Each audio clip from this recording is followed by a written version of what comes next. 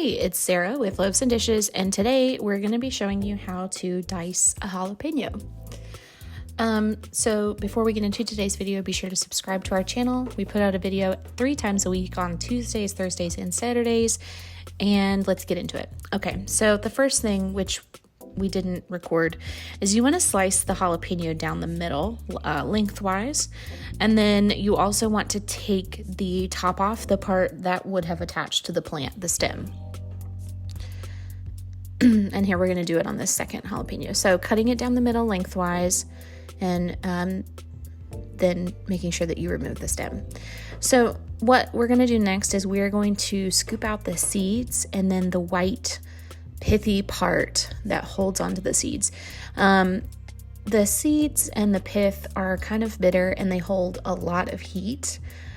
So you want to make sure that you get as much of that out as you can, unless, I don't know, you like bitter and super hot jalapenos. It's up to you. I recommend scooping this out. So, fun fact, when I was in high school, I took Spanish, and our teacher wanted us to bring in ingredients to make food during class, Spanish food, Hispanic food, and I volunteered to cut up the jalapenos, and I didn't wear gloves when I was cutting up the jalapeno, which I didn't know that maybe it was something you should do. Once you get all the seeds and everything out, you just take them out. Anyways, after I cut up the jalapeno, my fingers burned for like 3 hours, and I accidentally touched my eye, and that burned. It was a very traumatizing experience for me. So don't touch your eyes after you cut up a jalapeno. Any pepper, really, don't touch your eyes. Wash your hands thoroughly, and then you can touch your eyes if you need to, but also don't touch your eyes while you're cooking. That's how germs are spread.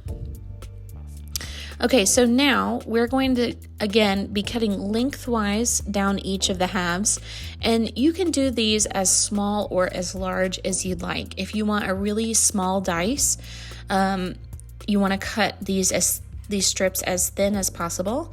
If you don't mind and you want like a larger dice, you can cut them a little bit bigger. If you do a really, really small dice, that is sometimes called a brunoise. It's the name of the fancy cut. That is it's basically a very, very small dice. So, anyways, and I just left this, full speed so that you can see we're not going super fast. Like, you can take your time with this. There's no hurry.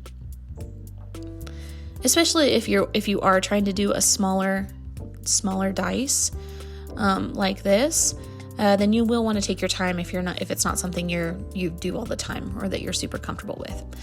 Okay, so once you get those all sliced up, you gather everything up, and then you just run your knife down the length of the slices, and that gets you a really small dice.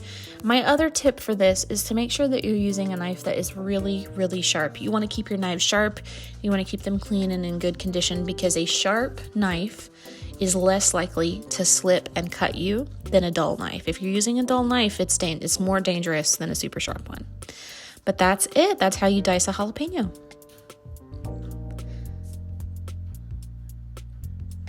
If you want to see more recipes, be sure to check out Loaves and Dishes, and thanks for watching.